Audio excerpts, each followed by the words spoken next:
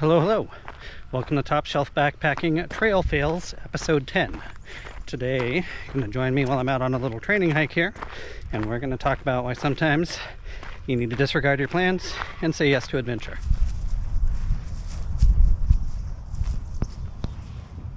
So a little backstory here.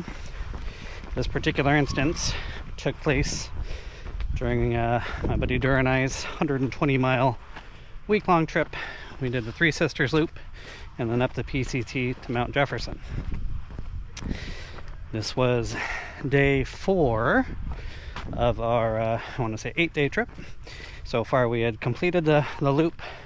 We had hiked over the rather treacherous Belknap Ridge, and we were headed to Big Lake Youth Camp. Big Lake Youth Camp is a popular stop for PCT hikers. They are very hiker friendly. They've got showers, you can do laundry there, and they accept resupply packages. I think they've got an area you can camp kind of right there adjacent to the camp. So we were headed in. We're already at least a half a day ahead of schedule because we did our marathon day, the marathon poop there.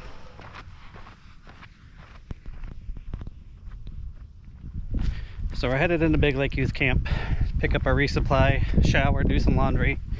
I had lots of plans, and we stopped, well, maybe a half a mile before, and I found this nice little area next to Big Lake. Not quite to the camp, but a nice shaded area to pitch our tent right there on the shores, easy access.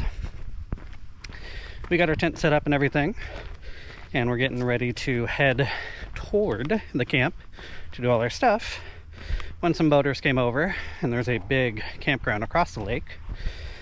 They asked if we wanted a cold beer, and that sounded like the best thing ever.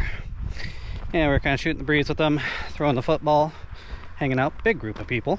So as we were talking, we learned that these guys were from Northern California, and they had come up every year for decades with their families, so since they were little, and every summer they were there for, sounded like weeks, which must be nice. But when we told them we were hiking the PCT, somehow they had no idea what that was, and were very intrigued. And we found it rather odd that you come here every year and boat all over, and granted they are on the other side of the lake camping from where the PCT passes, but you know, thousands of hikers pass through there every year, and somehow they never encountered any of them to chat and see what's up.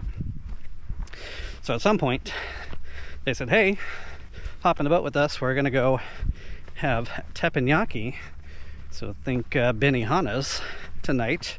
Why don't you guys come over and have dinner with us? This did sound like a wonderful idea, but I really wanted to shower and do some laundry and pick up our resupply, because this was kind of our last stop before we made it to Mount Jefferson. We're gonna hang out for a couple days and then get picked up.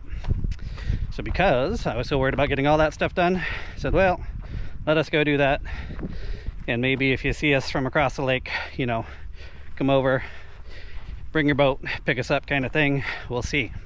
So we hiked our way up to Big Lake.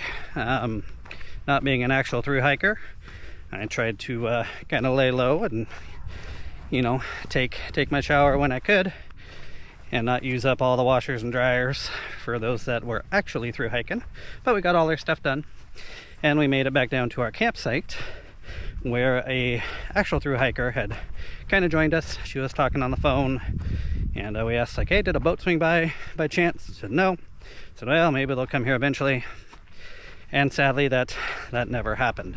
And we did enjoy our night. It was a beautiful camp spot, able to swim around in Big Lake there. And since we were ahead of schedule, had plenty of food and everything. And the next day, after a good night's sleep, we packed up, went into Big Lake, enjoyed a nice breakfast there, which, funny story, Big Lake Youth Camp is run by the Seventh-day Adventist Church. It said super friendly to hikers, awesome everything they do, but they're vegetarians. So we had pancakes with vegan bacon, and we had enough cell service. I sent my wife a picture and said, man, this stuff is pretty good, even though it looked like cardboard. You colored it on the crayon. After 4 days of backpacking food, it was pretty good.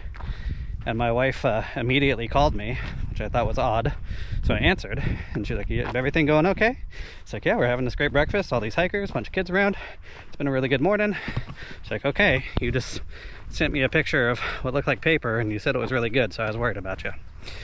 Anyway, we continued on. We had a great rest of our trip. But looking back, I was very caught up with, making sure we were where we needed to be on time and that kind of thing, even though we were technically already had a schedule.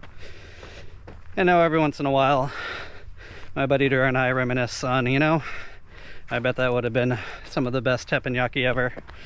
Who knows how many potential days we would have got sidetracked hanging out with those guys, enjoying time on the boat and nice cold beers.